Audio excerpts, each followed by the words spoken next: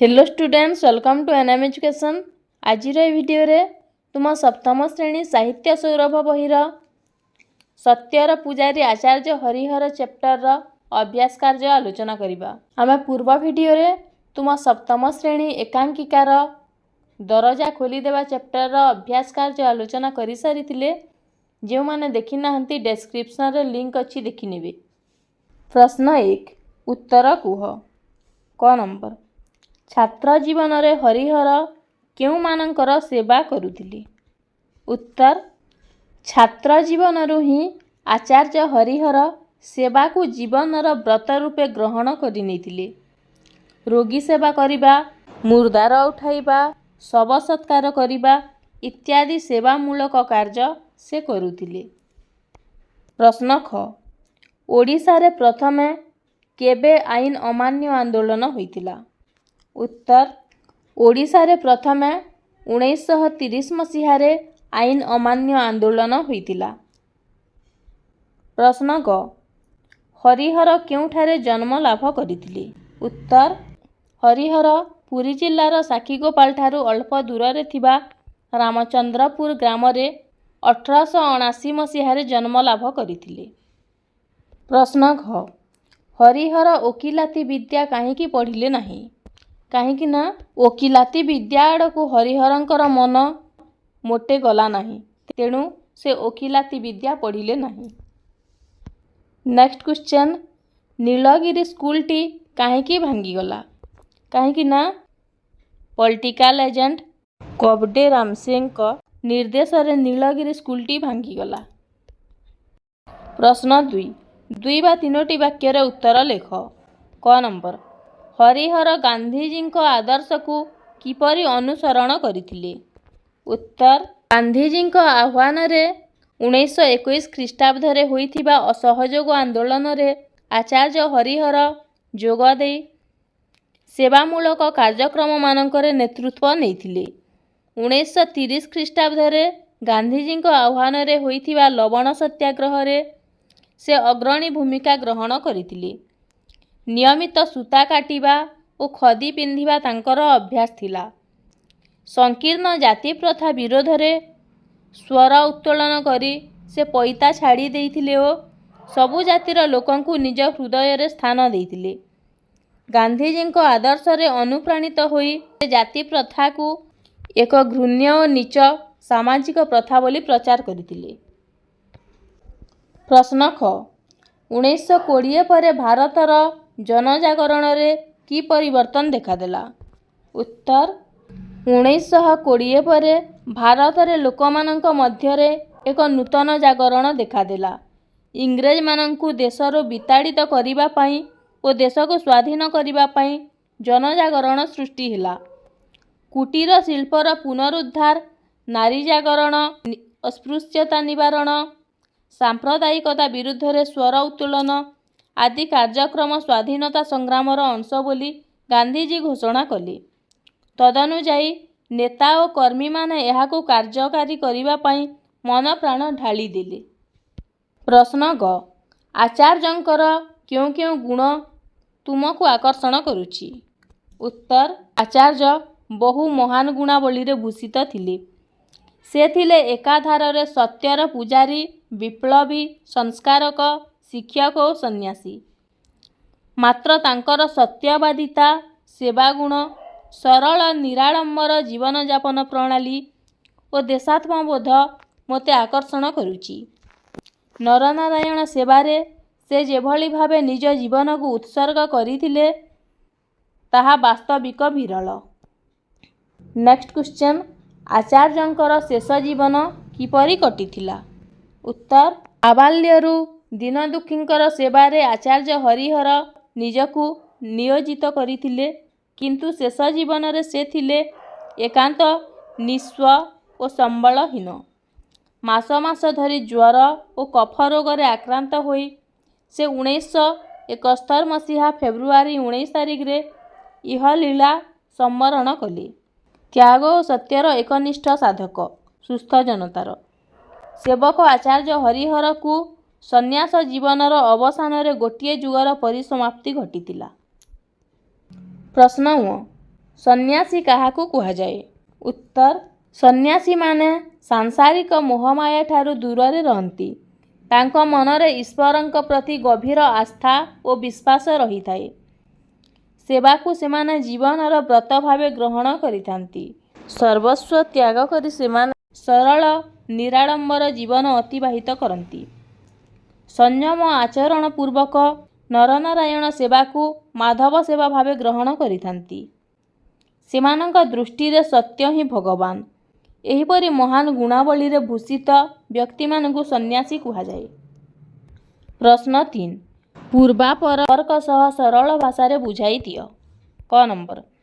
ଏହି ଲୋକ ଏତେ ବଡ଼ ଥିଲା, ଆମ୍ଭେମାନେ ଜାଣିପାରି ନ ଥିଲୁ ତ? ଏହାର ଆମେ ସରଳାର୍ଥ ଲେଖିବା। ଏହି ଲୋକ ... ନ ଥିଲୁ ତ? ଉକ୍ତ ଗଦ୍ୟାଂଶଟି ବିନୋଦ କାନୁନଗୋଙ୍କ ରଚିତ ସତ୍ୟର ପୂଜାରୀ ଆଚାର୍ଯ୍ୟ ହରିହର ଶୀର୍ଷକ ବିଷୟରୁ ଆନୀତ।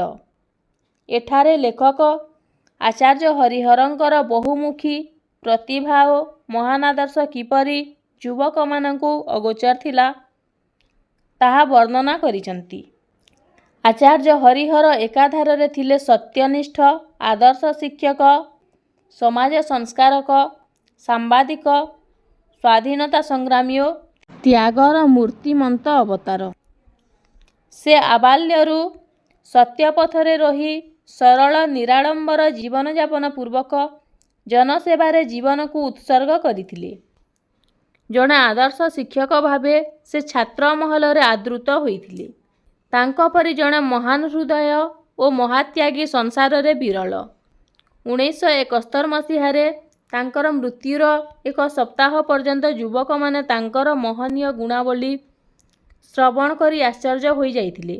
ଆମ୍ଭେମାନେ ସାଧାରଣତଃ ଜଣେ ବ୍ୟକ୍ତିର ମହତ୍ ଗୁଣାବଳୀକୁ ଲକ୍ଷ୍ୟ ନ ଦେଇ ତା'ର ସାଧାରଣ ବ୍ୟବହାର ଲକ୍ଷ୍ୟ କରିଥାଉ।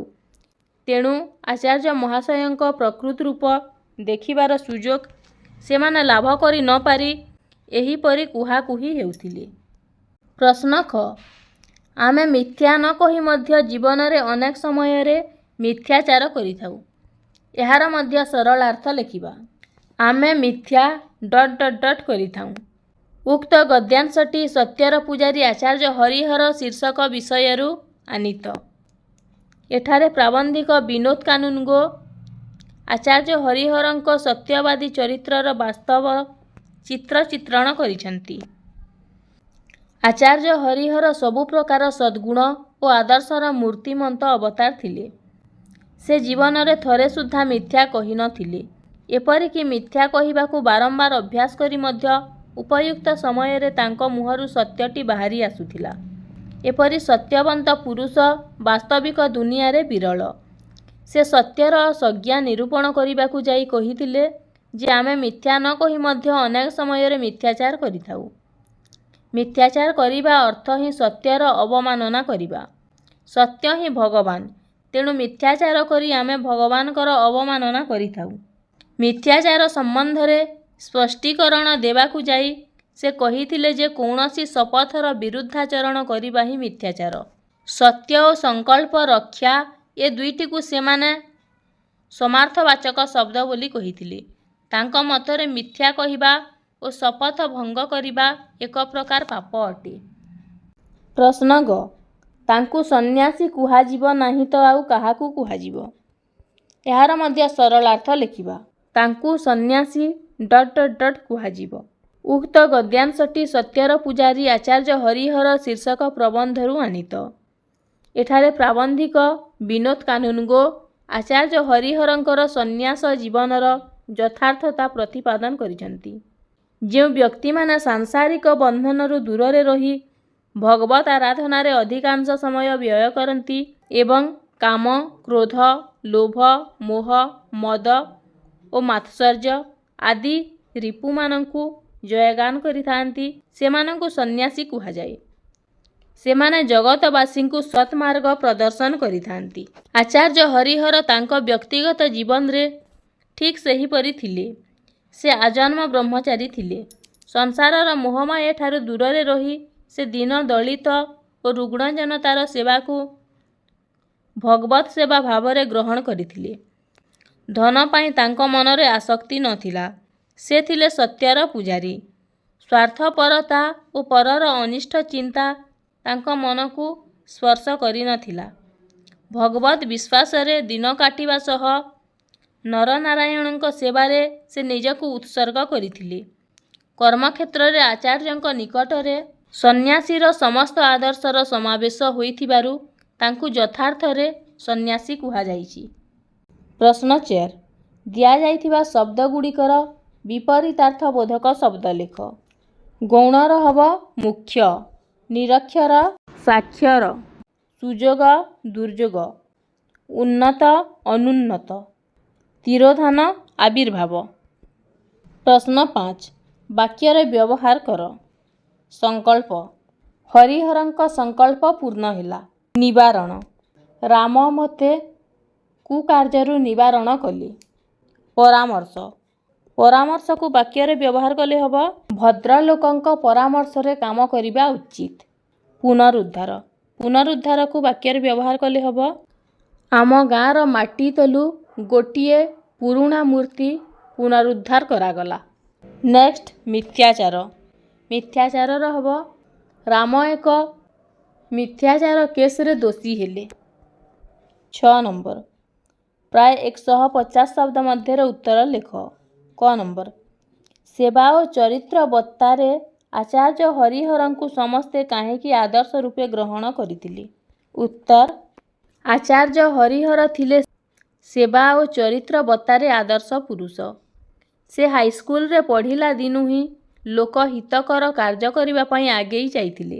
କାହାର ରୋଗ ହେଲେ ସେବା କରିବା, କାହାର ମଡ଼ା ଅର୍ଥାତ୍ ଶବ ଉଠାଇବା, ଗାଁ ସ୍କୁଲ ପାଇଁ ଛଣ ବାଉଁଶ ସଂଗ୍ରହ କରିବା ଓ ଗାଁର ନିରକ୍ଷର ଲୋକଙ୍କୁ ପାଠ ପଢ଼ାଇବା ଇତ୍ୟାଦି କାର୍ଯ୍ୟ ସେ ଅଳ୍ପ ବୟସରୁ ହିଁ କରିଥିଲେ। ସେବା ଥିଲା ତାଙ୍କର ସହଜାତ ଗୁଣ।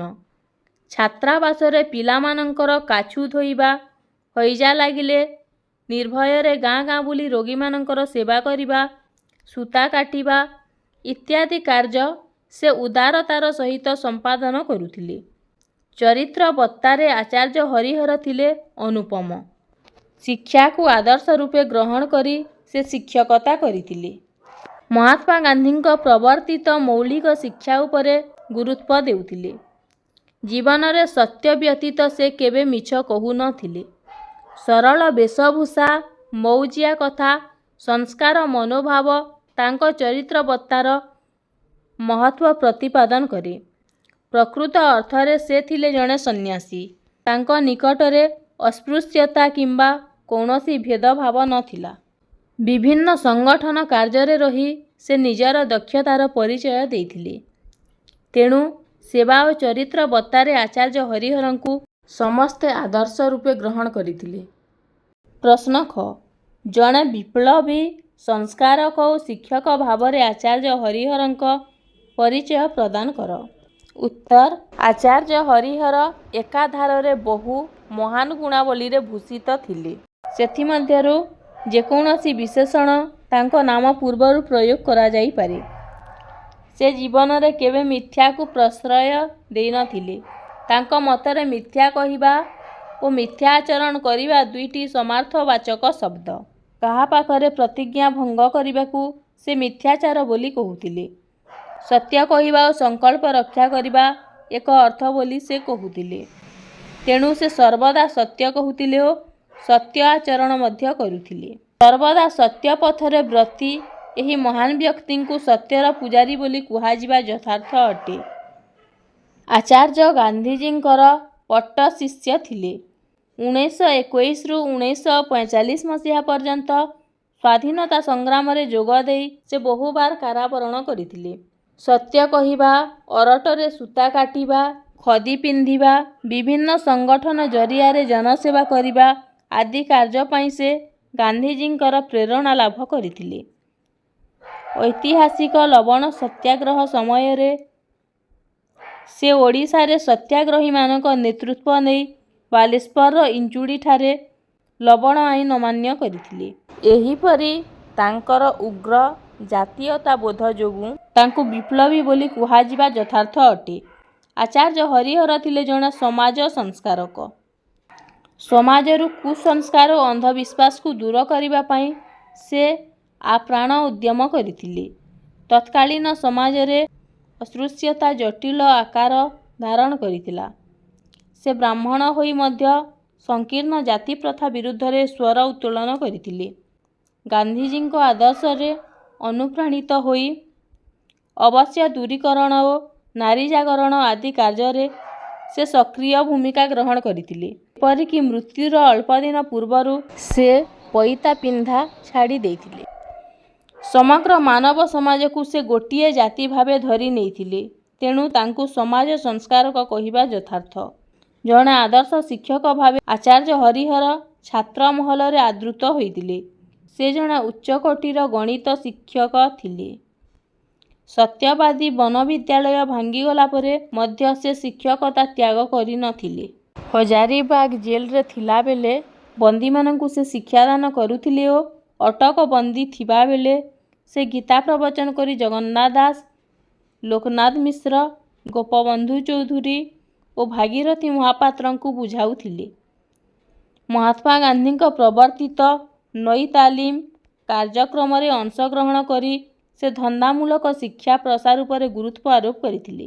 ଉତ୍କଳ ମୌଳିକ ଶିକ୍ଷା ପରିଷଦର ସଭାପତି ପଦବୀରେ ରହି ସେ ବହୁ ସ୍ଥାନ ଭ୍ରମଣ କରି ଲୋକମାନଙ୍କୁ ମୌଳିକ ଶିକ୍ଷାର ଆଭିମୁଖ୍ୟ ସମ୍ପର୍କରେ ବୁଝାଉଥିଲେ। ଏହିପରି ଭାବରେ ସେ ଯେଉଁ କ୍ଷେତ୍ରରେ ଥିଲେ ମଧ୍ୟ ଶିକ୍ଷକତା ଛାଡ଼ି ନଥିଲେ। ଯଥାର୍ଥରେ ସେ ଜଣେ ଆଦର୍ଶ ଶିକ୍ଷକ ଥିଲେ। ଯଥାର୍ଥରେ ଆଚାର୍ଯ୍ୟ ହରିହର ଥିଲେ ଜଣେ ବିପ୍ଳବୀ ସଂସ୍କାରକ ଓ ଶିକ୍ଷକ।